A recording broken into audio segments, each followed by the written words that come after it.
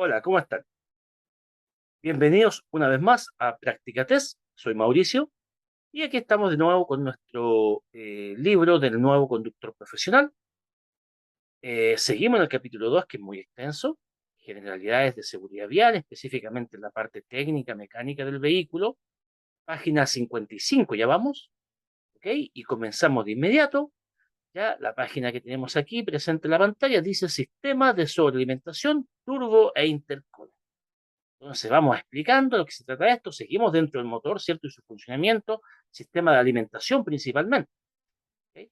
Los sistemas son sistemas modernos, bueno, ya no tan modernos porque llevan varios años de uso, de vehículos pesados, principalmente buses y camiones. Vamos leyendo entonces. Dice, se sobrealimenta un motor cuando el aire entra en el cilindro a presión, cuya presión se genera mediante un compresor volumétrico o un turbocompresor. ¿Ya? Digamos al tiro que el turbocompresor es el sistema como más moderno, el volumétrico es un poquito más antiguo. Veamos, ¿qué significa un compresor volumétrico? Antes que nada, esto se supone que es el ingreso del aire a la cámara de combustión. ¿Ya? Esto es lo que nos están acá tratando de explicar, ¿de acuerdo? Al cilindro, digamos. Entonces, el ingreso de aire al cilindro mediante el compresor volumétrico. ¿Cómo es? ¿De qué manera se hace? Dice que gira movido por el cigüeñal y al mismo tiempo que es. O sea, el cigüeñal hace girar, ¿cierto?, este sistema de aspiración. Trabaja a bajas revoluciones y dice que resta potencia al motor. Sí, claro, podría decirse, el sistema como más convencional, antiguo, estándar que hay es ese. Y luego tenemos el turbocompresor, que es el sistema más moderno que vino a mejorar esto, ¿de acuerdo? Dice que este está formado por dos ruedas de aletas unidas por un eje. Primaria, que sea la turbina, gira movida por los gases de escape, y la segunda, compresor, gira por efecto de la turbina a través del eje. A ver, expliquemos eso y lo vamos a explicar justamente con la imagen que tenemos acá a continuación.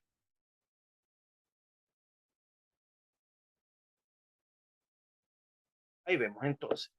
Nos dice que este sistema principalmente aprovecha el giro, o perdón, genera el giro a partir de los gases de escape. ¿Ok? Entonces, ¿cómo sería esto? Claro, que los gases de escape, ¿cierto? Por una parte son aprovechados, acá vemos la entrada del ingreso, ya esta cañería que está como en rojo, esta cañería, ¿cierto? Permite el ingreso de los gases de escape, los cuales obviamente vienen con fuerza. ¿Y qué es lo que hacen? Hace girar esta turbina. Acá tenemos una turbina, ¿ya? ¿Y qué es lo que ganamos con esos movimientos? Lo único que queremos es movimiento para hacer girar la turbina. Entonces la turbina logra movimiento a través de los gases de escape. Una vez que logra movimiento, esta está unida a otra turbina, ¿ya? Eh, la cual justamente recibe el movimiento de la primera turbina, la que es movida por los gases de escape.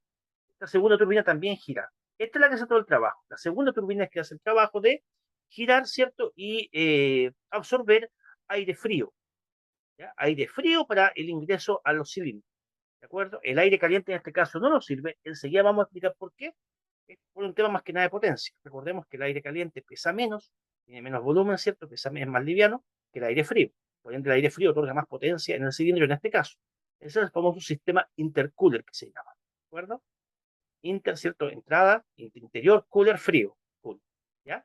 Entonces, básicamente es que esta turbina se mueve gracias a la turbina primaria, que recibe el movimiento de los gases de escape, ¿ya? Entonces, al girar esta, absorbe el aire frío para el ingreso hacia los cilindros. Digamos bien, el mismo ejemplo. Acá se sigue explicando.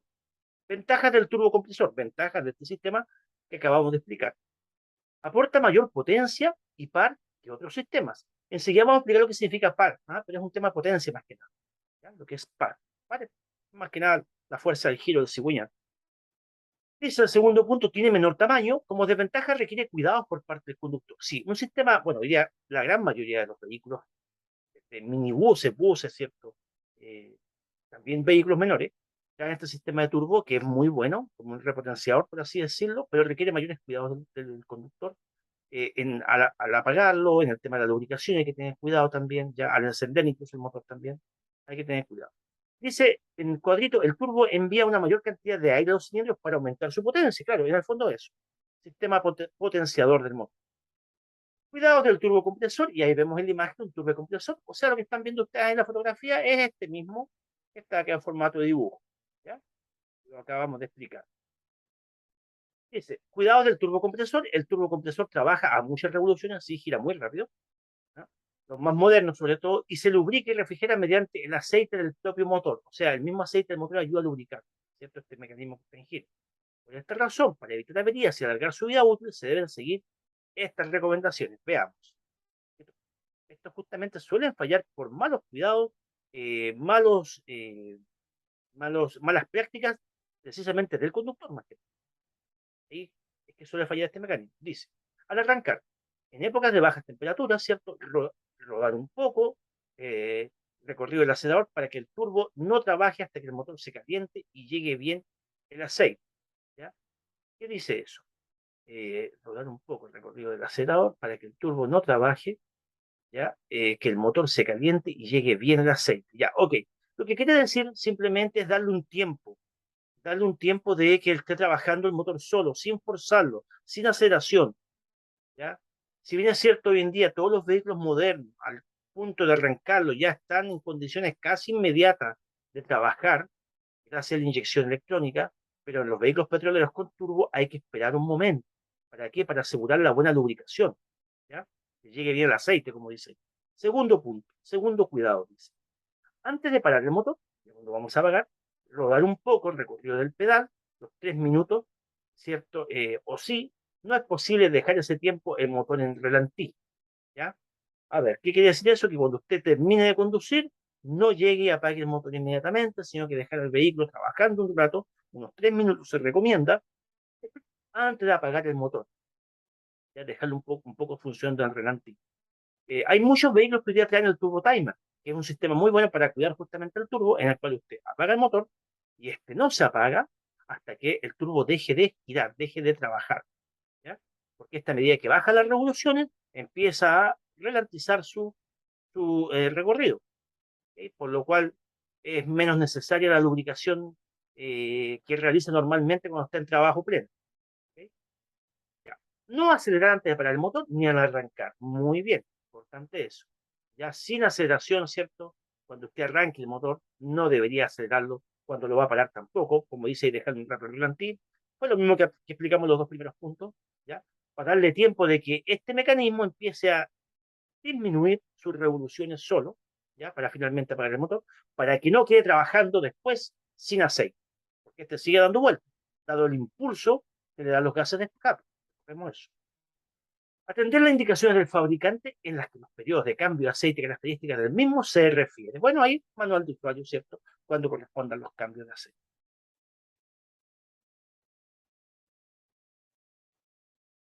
Seguimos con el tema del intercooler. Seguimos con esto. ¿Cuál es la específica función del aire frío que entra a los cilindros? ¿Por qué? Porque acabamos de hablar de que este sistema, ¿cierto? De turbocompresor, ¿ya? Lo que hace es mandar, ¿no es cierto?, aire frío a los cilindros, ¿ya? Sistema intercooler, intercambiador de calor o intercooler. Normalmente, dice, los gases, al comprimirse, se calientan y pierden densidad. Es lo que hablaba al principio. Claro, obviamente, los gases cuando se comprimen se calientan. ¿Y qué significa que pierden densidad? Que quedan más livianos. El aire caliente es más liviano. Yo voy a inflar un globo con aire caliente y va a ver cómo se ve solito, ¿cierto? Ya. En el caso del turbocompresor, este fenómeno es negativo, ya que entra menos oxígeno para la combustión y consecuentemente la potencia del motor disminuye. El objetivo del intercooler es enfriar el aire de admisión. Ahí está. ¿De acuerdo? Entonces, ese es el objetivo, tal cual. O sea, no merece mucha explicación. Enfriar el aire de admisión que ingresa. ¿De acuerdo? ¿Por qué? Porque va a tener más densidad, lo que va a hacer que la explosión sea más fuerte. Es por eso que el sistema intercooler repotencia, aprovechando el aire frío. ¿Ya? Veamos acá el dibujo, está súper simple. ¿Ya? Tenemos, ¿cierto?, el aire de escape. ¿Ya? El aire de escape que acá podemos ver que da como una vueltecita, ¿cierto? Y parte de este aire de escape, ¿qué es lo que hace? Se devuelve al sistema del turbocompresor, hace girar la turbina, ¿ya? A su vez la turbina, ¿cierto?, da movimiento a la otra turbina o da movimiento de succión, en este caso, para succionar aire frío, ¿ya? Y acá está el sistema intercooler, entonces, ¿ok? Cambiando, ¿cierto?, el aire caliente por el aire frío, ¿ya? Y a su vez, ¿cierto?, esto ingresa a los cilindros para repotenciar el motor, repotenciar la explosión. Increíble que el aire frío pueda repotenciar. Desde ese punto de vista, que es bastante químico, podemos decir, el fenómeno químico que se produce ahí, podemos ver cómo, ¿cierto?, es necesario aire frío para una mayor potencia en la explosión. Seguimos. Par motor y potencia. Explicamos lo que es par motor. Par motor, en el fondo, quiere decir la fuerza con que gira un eje, la fuerza, ¿cierto?, aplicada a un eje que proporciona este giro. También se conoce como torque. Ah, bueno, ahí está. Torque. Torque o par motor. Entonces, la fuerza ejercida sobre un eje para que éste gire. ¿De acuerdo? Entonces, en este caso sería el par motor, es la fuerza con que gira nuestro cigüeñal. Bueno, acá si ustedes se han ido acordando y tienen ya algunas nociones, ¿cierto?, de los diseños, los dibujos, lo que tenemos ahí es un cilindro, tenemos un pistón, que a su vez está unido a la biela, ya al bajar el pistón, ¿cierto?, mueve la biela y la biela a su vez se girará cigüeñal. Entonces ya la biela es la que aplica la fuerza, ¿cierto? Y esa fuerza con que gira el cigüeñal va a ser el par que tenemos. ¿Ok? Leamos. Es el trabajo que es, bueno, acá no explica de nuevo, ya lo había explicado, es el trabajo que es capaz de realizar un motor, o dicho de otra forma, la fuerza que es capaz de ejercer un motor en cada giro. En un motor, la fuerza, ahí vemos, ¿cierto?, la letra F, aquí, ¿dónde viene la fuerza? ¿Dónde se produce la fuerza? Por la explosión, ¿cierto? Explosión, ¿ya? Que la recibe el pistón, por ende el pistón baja. Aquí se transmite la fuerza por la biela hacia el cigüeñal para que este gire. Entonces acá viene la fuerza aplicada al giro. Tenemos el par, ya lo hemos repetido. Ya, entonces, en un motor, la fuerza F que ejercen los gases procedentes de la combustión sobre la cabeza del pistón, empujándolo hacia abajo, se transmite al eje motor cigüeñal. Ese es el eje del motor, cigüeñal, a través de la biela y el propio codo del cigüeñal. El par de giro, M, acá abajo tenemos el par de giro. ¿Ya? El par de giro ya sabemos la fuerza con que esto va a girar. O par motor se calcula en base a la fuerza aplicada por la distancia al centro de rotación y se mide generalmente la salida del cigüeñal. Bueno, esta ya es una fórmula un poquito más compleja de entender, pero la fuerza, ¿cierto? O el par motor se va a calcular de acuerdo a la fuerza que ejerce, ¿cierto?, la bajada del pistón y también a la distancia que recorre. ¿Ya? Es lo que nos dice, calcula, ¿cierto?, en base a la fuerza aplicada y la distancia, por la distancia, ¿cierto?, al centro de rotación. O sea, ¿cuánto es lo que baja? Mientras más esto baje o más recorrido tenga, se supone que va a haber más movimiento. ¿Okay? Entonces va otorgando más giro. Eso combinado con la fuerza nos va a otorgar la medida del par motor. Dice, al final el par motor se puede ver afectado directamente por la velocidad del pistón, las revoluciones, y la cantidad de combustible inyectada por el EDC. Seguimos. Par máximo. Se conoce como par máximo, dice que la máxima fuerza que puede proporcionar un motor. Un motor es elástico cuando es capaz de mantener el par en su valor máximo durante un amplio margen de revoluciones. O sea, que lo mantengamos acelerado, ¿cierto?, con las revoluciones altas, y siga manteniendo esa misma condición de fuerza, ¿ya? Es que el motor, ¿cierto?, es elástico en ese sentido, es capaz de mantener esa fuerza. Los motores más modernos son excelentes por su par elevado, disponibles desde los regímenes de revoluciones más bajos. O sea, bajas revoluciones igual tiene un buen par elevado, una buena potencia. Vamos a la potencia. La potencia, ¿qué se entiende por la potencia? Es la cantidad de trabajo que realiza un motor por un tiempo determinado. ¿Ya? O sea, ¿cuánto trabajo el motor me puede dar en determinado tiempo? ¿Ya? El resultado de eso se conoce como la potencia. A lo que es lo mismo, dice, a qué velocidad se puede desarrollar ese trabajo. O sea, tanto la fuerza como la velocidad que desarrolla el trabajo en ese determinado tiempo. Es lo que me explica. Por ejemplo, el vehículo puede subir una pendiente con 360 caballos vapor. Lo que tenemos ahí son caballos vapor. ¿Ya? Esa es una medida francesa que es similar a lo que cuando hablamos de HP. HP, obviamente, horsepower, que es caballo de fuerza, que es una medida inglesa. ¿Okay? Caballo vapor, medida francesa. ¿Ya? O con 480 caballos vapor. En cualquier caso, el vehículo subirá. Ah, mire, qué buen ejemplo. O sea que un vehículo, claro, dependiendo del tipo de pendiente, podría subirlo a 360 caballos de vapor o a 480. Igual subirá, de cualquier manera, pero lo hará más deprisa, obviamente, con una cantidad más elevada de potencia.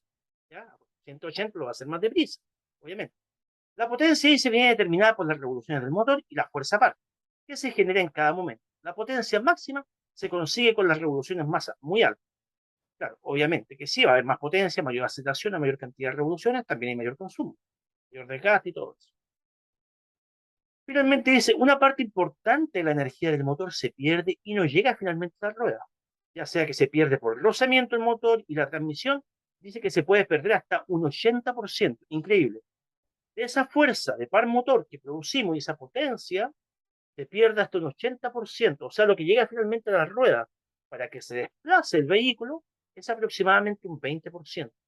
¿Y dónde se pierde toda esa fuerza? Bueno, dentro del mismo motor, en la salida del motor, en el sistema de transmisión, eje volante, caja de cambio, cardan, ¿cierto? Diferencial y todo el sistema que va consumiendo energía porque todos son mecanismos que tienen peso, tienen masa y al moverlo está perdiendo, perdiendo y perdiendo energía hasta que finalmente llegamos a la rueda de tracción para que el vehículo se pueda desplazar.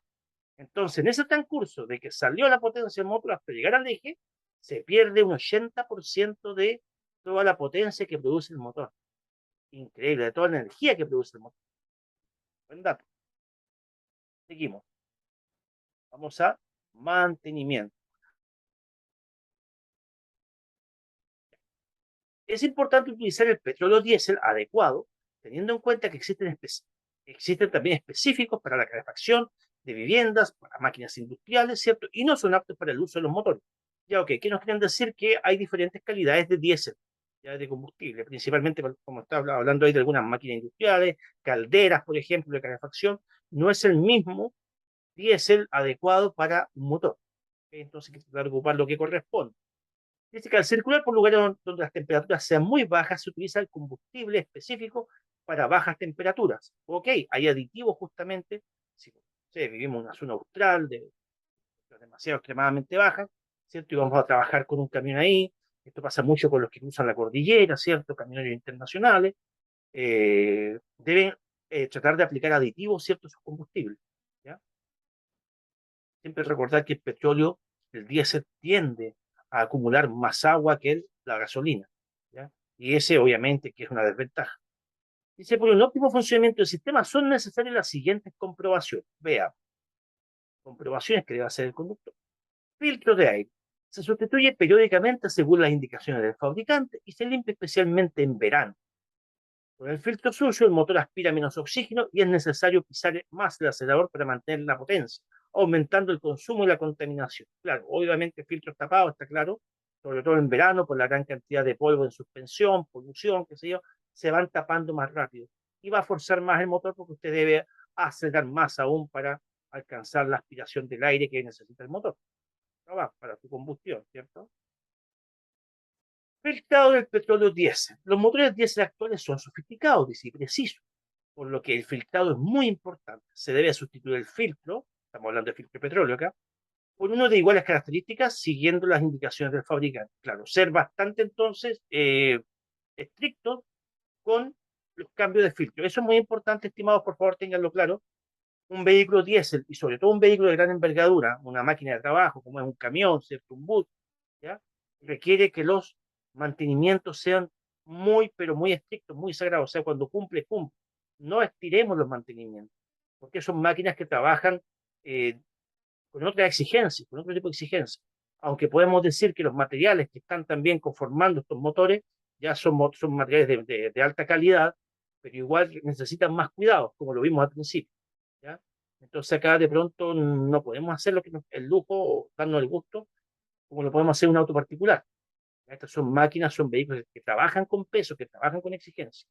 Los mantenimientos entonces tienen que ser sagrados. Sigo. Purgado de aire.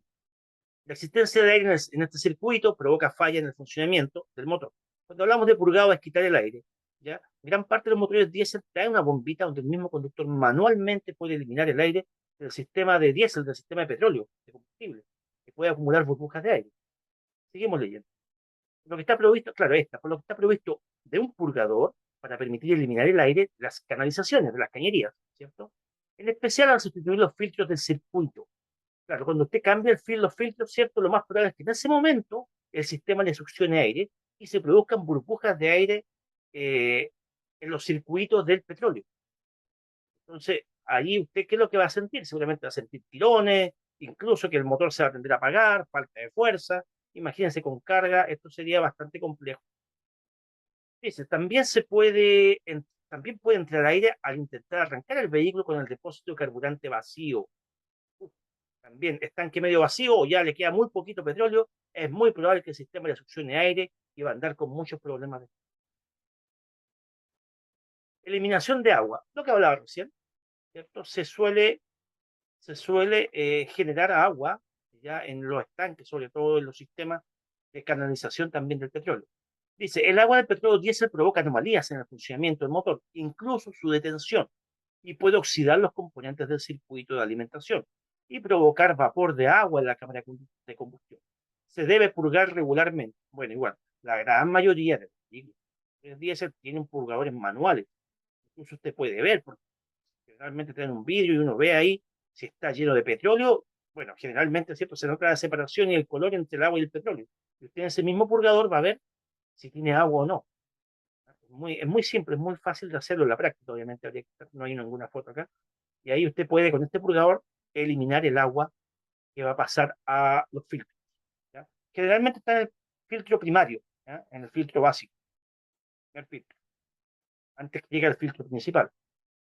Anomalías. Veamos, acá vamos a ver síntomas y causas probables. Primer síntoma, motor que no arranca, pero es motor que no arranca, dice, pero es arrastrado por el motor de arranque. Ah, ya, ok. El motor está girando, gira, el motor de arranque lo arrastra, ¿cierto? Pero no arranca finalmente, no parte. Causa probable, causa más, como más básica, podemos decir, porque hacen muchas cosas también, como lo primero, obstrucción en el filtro de combustible o aire en el circuito de alimentación, lo que acabamos de hablar.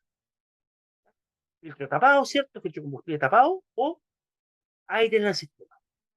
Solución. El aire se puede sacar, bueno, ya también lo hablamos, se puede sacar a través del purgador situado entre el filtro y la bomba inyector. Sacar el aire. Siguiente síntoma. Motor que funciona de manera irregular.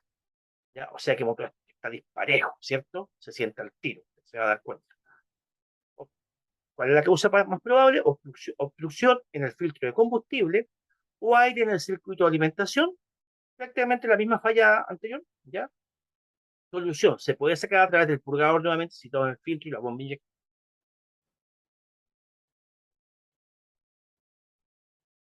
Síntoma. Excesivo consumo de carburante, de combustible. ¿Ya? ¿Cuál es la falla, la causa más probable? Fuga en algún conducto o junta del circuito. O sea, hay pérdida de combustible. Es posible que el filtro de aire esté muy sucio también. Claro, el filtro de aire está muy sucio, el vehículo, usted va a tener que acelerar más para que logre una mayor aspiración de aire, por lo cual va a consumir más combustible. ¿Ya? El filtro de aire sucio, los filtros ya van a darnos mayor consumo. En el sistema de alimentación, ¿cierto? Reciba un aporte excesivo de carburante o que haya una mala disposición de los elementos aerodinámicos como los deflectores. Algo tan simple como que usted lleve, ¿cierto? Quizá una carga que ejerce una mayor contraposición al viento. Hasta eso puede hacer. O el sistema deflector. ¿Cuál es el sistema deflector? Es el sistema que lleva la cabina, ¿cierto? Para darle una mejor aerodinámica al avance, para cortar el viento. Algo tan simple como eso.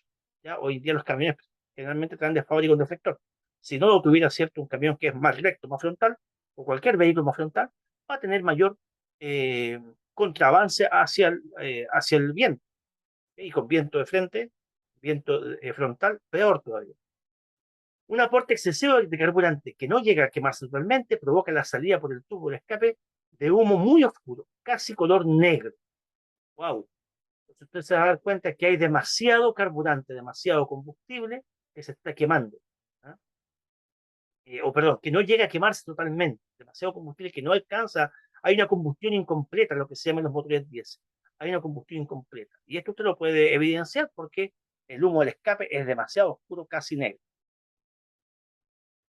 Ok, eso en el sistema de alimentación, mantenimiento en el sistema de alimentación. Cambiamos de sistema y vamos ahora al sistema de lubricación. Veamos. En el motor existen piezas en continua fricción, entre así rozamientos, en las que de no ser por la lubricación, engrase, dice entre paréntesis, se originaría un desgaste prematuro, así como una elevación de temperatura que produciría fusión en las superficies en contacto, también llamado gripar. ¿Okay? Ya lo que nos dicen que dentro del motor, claro, hay muchas piezas en movimiento, ¿ya? Y muchas de estas están con fricción entre ellas, ¿okay? Con roce entre ellas. ¿Okay? Después dice abajo, para reducir estos efectos se interpone una fina capa de aceite que proporciona el sistema de lubricación y disminuye el rozamiento. Okay.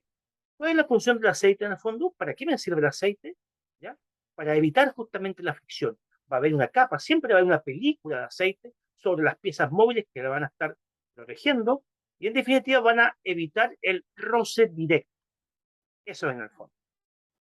Pues dice abajo, el sistema de lubricación también contribuye a reducir la temperatura del motor y el ruido.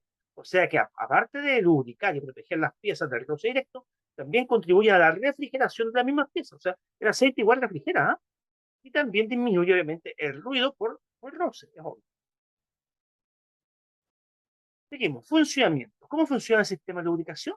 Bueno, esto tiene una bomba, como dice ahí. La bomba aspira aceite del depósito cárter, recordemos el cárter, la parte más baja del motor, ya lo habíamos visto, y lo manda a presión, filtrado y limpio, porque pasa por un filtro, ¿ya? Hacia las piezas de movimiento del motor, ¿ya? O sea, la bomba, ¿cierto? Tiene la función de recoger, de aspirar el aceite, hacerlas pasar por el filtro, limpiar ese aceite y enviarlas, dirigirlas hacia las piezas del motor que se están moviendo constantemente para bañarlas con esta película de aceite, ¿cierto? Y estas trabajen a la intensidad que lo están haciendo y estén protegidas. Mantenimiento. Vamos al mantenimiento simple, como que uno como conductor debería hacer con respecto al sistema de lubricación. Dice, nivel de aceite. Comprobar periódicamente mediante la varilla situada en el lateral del motor en frío o que lleva parado 3 a 4 minutos y en posición horizontal manteniéndolo entre el mínimo y el máximo. Okay. Creo que todo conductor en su vida habrá revisado el nivel de aceite y eso se hace mediante una varilla. Se recomienda que siempre el vehículo esté en frío, como mínimo para unos 3 a 5 minutos, 3 o 4 minutos. Ya nunca hacerlo con el motor en caliente. Y ojalá en un lugar nivelado, plano, que no esté, ¿cierto?, en alguna pendiente de nuestro vehículo, porque si no los fluidos se van hacia un lado, ¿ya? Para sacar la varilla hay que limpiarla, ¿cierto? Después volver a introducir, volverla a quitar. Se recomienda siempre que esta medida, la marca de aceite, esté entre las marcas inferior y superior, esté en la mitad, ¿de acuerdo? Cambio de filtro, cambiarlo periódicamente según indique el fabricante. Generalmente cuando hacemos cambio de aceite también hacemos cambio de filtro. Como ya había dicho anteriormente, ser bastante estricto en estos cambios, tratar de no pasarse, ¿cierto?, con el kilometraje que lo indica.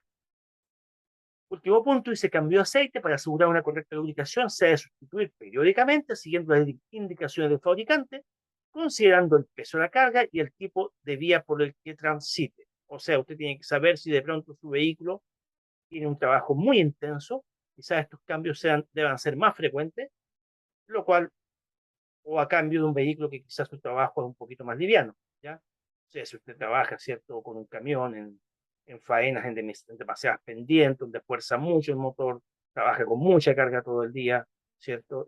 Obviamente que el tema de los mantenimientos, la lubricación, va a requerir mayor control, mayor chequeo y cambios quizás más frecuentes. Seguimos. Anomalías, sistema de lubricación sería. Anomalías, ¿cierto? Vamos a ver cuál puede ser el síntoma y las causas probables de síntomas. El motor consume aceite y por el turbo del escape sale humo azulado. Ojo, el humo azul es porque está pasando aceite que se está quemando en la cámara de combustión.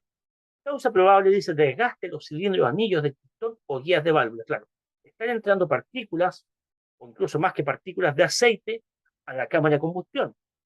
La cámara de combustión, donde se produce la explosión, debería llegar solamente aire y petróleo pulverizado, no aceite. Eso va a hacer que se esté quemando aceite y en consecuencia usted lo puede detectar por el humo de color azul. También vehículos bencineros, ¿ah? Lo mismo. Síntoma, el motor consume aceite y el humo de escape es incoloro. Ya, usted nota que cuando hace los chequeos está bajando el aceite y cada cierto tiempo usted tiene que estar rellenando, lo cual no sea normal. ¿Ya? Entonces, causa más probable hay pérdida de aceite. ¿Ya? O hay excesiva presión de aceite, quizás también. Rellenó demasiado el aceite.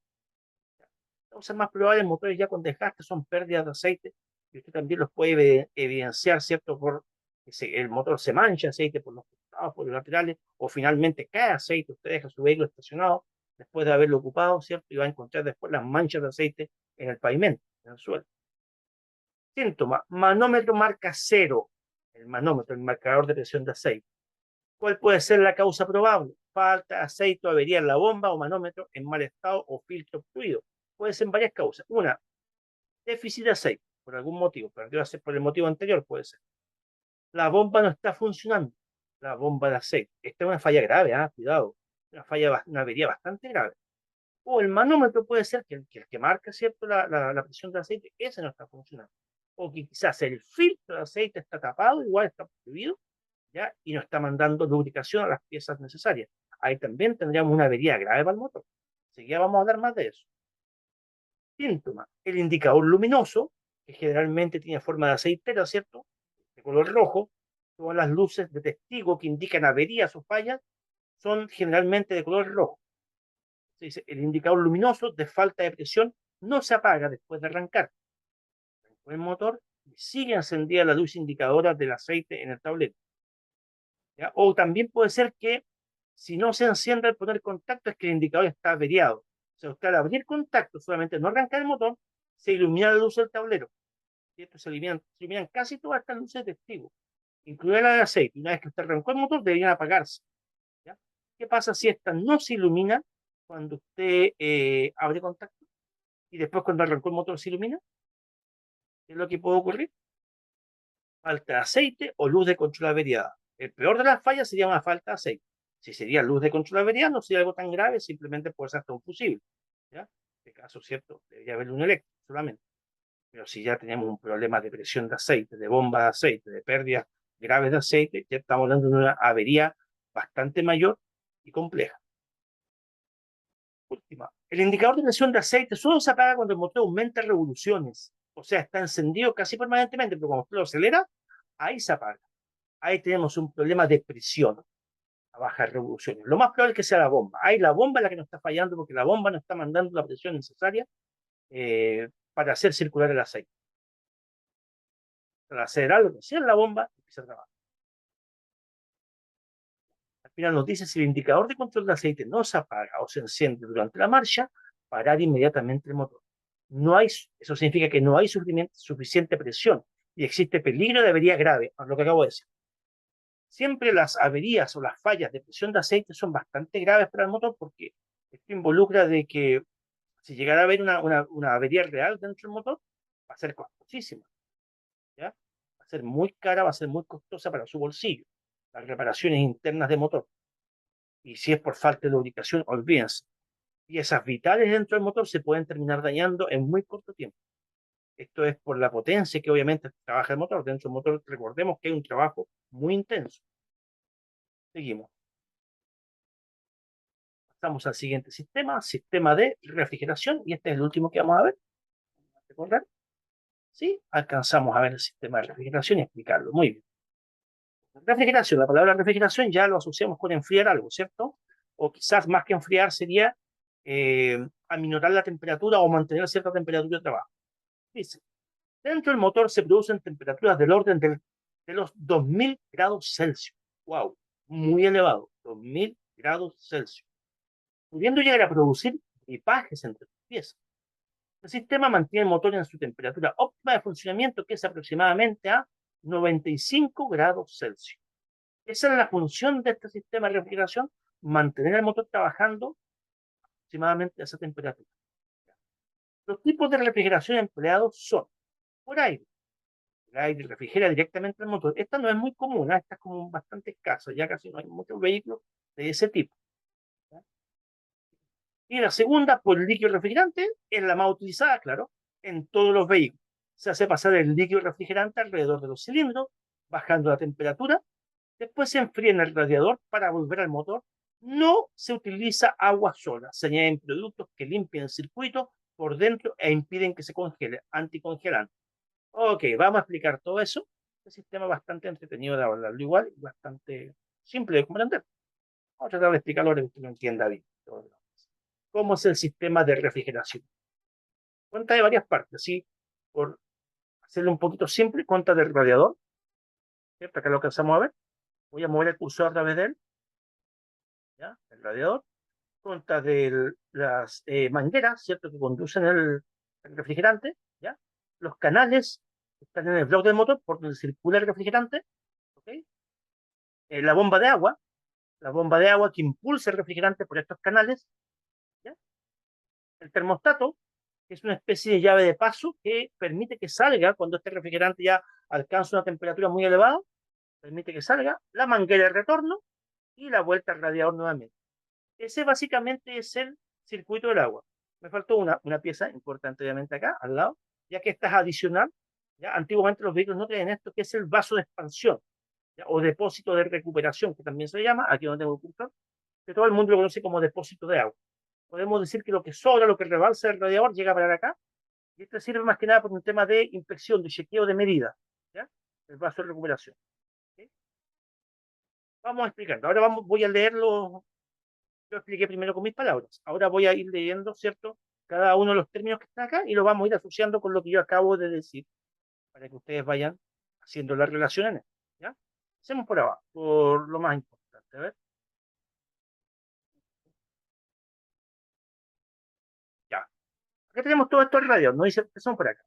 Tapón del radiador, dice, ¿ya? El tapón del radiador igual cumple una función, ¿ok? Porque igual permite la entrada del agua cuando ya está demasiado caliente, ¿cierto? Permite que esta vuelva a ingresar al radiador. Depósito superior. Acá lo vemos con un color más rojo, significa que el agua ahí llegó. Cuando hablamos de agua me refiero al líquido refrigerante. Hoy en día a los vehículos ya no se le echa solamente agua, agua de la llave, no, eso antiguamente se hacía, pero eso produce corrosión dentro del vehículo, oxidación, ¿cierto? El agua común y corriente tiene elementos pesados que van dañando, obviamente, las partes internas de un motor, por donde circula. Entonces, hoy en día se habla del líquido refrigerante, ¿ya? Que trae aditivos que cuidan justamente el motor. ¿Ya? Traen anticongelantes, traen anticorrosivos, incluso traen un tipo de lubricante. Son aditivos que están para protegerse, para refrigerar. eh, También no se congelan a bajas temperaturas, ¿cierto? Y cuidan el motor, no producen eh, corrosión dentro del mismo. Ya, entonces acá. Líquido refrigerante, ¿cierto? Acá llevo caliente. Lo vemos, ¿ya? ¿Qué pasa acá? Que mediante una serie de celdillas esto se va enfriando. La función del radiador en el fondo es enfriar, es contener y enfriar.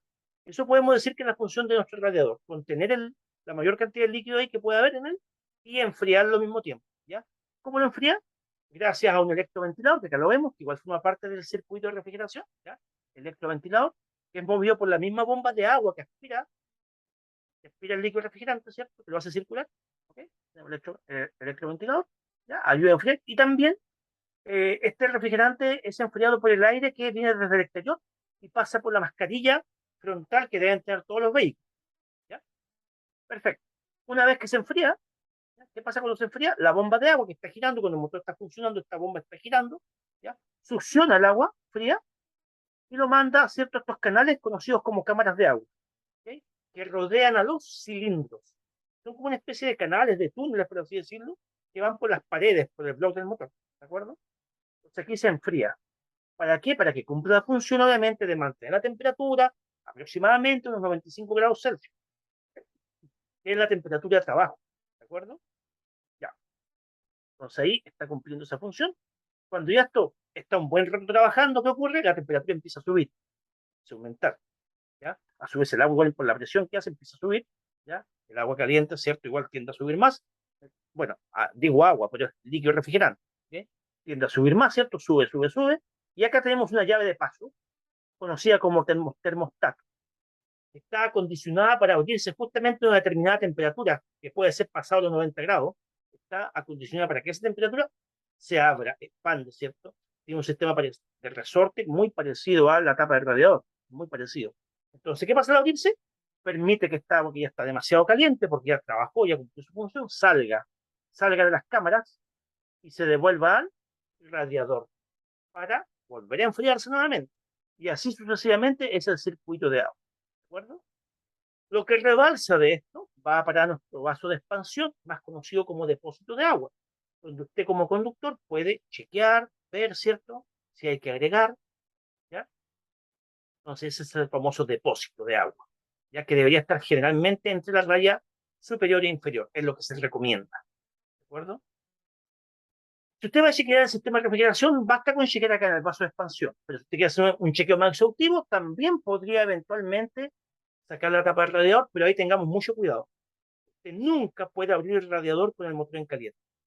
Usted para abrir la tapa del radiador tiene que asegurarse que el motor esté frío, frío, ¿ya? Que el vehículo no se haya movido. ¿Por qué? Porque ahí recordemos que la huella caliente usted se puede quemar con el vapor. Y cuando lo cierre, tenga cuidado de que esta quede bien cerrada, porque igual tiene cierto un sistema un mecanismo que nos ayuda a que esta baje, ¿cierto? Y se fije a presión, ¿ya? Entonces hay que tener ese cuidado. Ya que nos explica lo mismo que yo acabo de explicarle a todos ustedes. ¿Ok? Vamos. ¿De qué está compuesto entonces? Acabo de decir, de líquido refrigerante, que es una mezcla de agua y anticongelante, ¿sí? Aditivo, ¿cierto? No es agua común y corriente. De un radiador, que ya lo expliqué, donde se enfría el líquido. ¿Ya? Está situado normalmente en la parte frontal del vehículo, claro que sí. De un ventilador o electroventilador que ayuda a enfriar el líquido del radiador. De un termostato, ¿ya? Que es arriba, que es como la llave de paso, yo acabo de decir, ¿ya? Que abre o cierra el paso del líquido por el circuito. Cuando está caliente abre, ¿ya? Cuando está frío cierra. ¿Ya? De una bomba de agua que mueve el líquido por el interior del circuito, está movida por una correa. Claro, de las correas que tenemos en el motor, que mueven varios mecanismos, entre estos el alternador, ¿cierto? Bomba hidráulica también se lo tiene, ¿ok? En algunos también, en los sistemas más antiguos, iba directo al ventilador, el ventilador movido por correa. Hoy día casi son todos electroventiladores, ya que ayuda a enfriar, ¿cierto? El agua en el radiador y también ayuda a enfriar el cuerpo externo del motor, ¿ya? Entonces esa correa lo mueve generalmente la bomba de agua. ¿Qué es lo que se hace usted en las correas? Vea la mano ahí, que está muy bueno ese ejemplo. Comprobar la presión de la correa. ¿Ya? Usted le hace presión y está, está siempre bien tensa. La tensión. La tensión. Usted hace presión con el dedito y debe sentirse bien tensa. Y la estructura también de la correa, que se vea que esté todavía manteniendo sus características. O sea, que no esté con exceso de desgaste o muy delegada, a punto de cortarse ya. Que no tenga grietas, ese tipo de cosas. ¿Ya? Entonces usted comprueba las correas, principalmente la correa de la bomba de agua o correa también del alternador. ¿Okay? Y bueno, eso pertenece más al sistema eléctrico que ya vamos a hablar. Ok,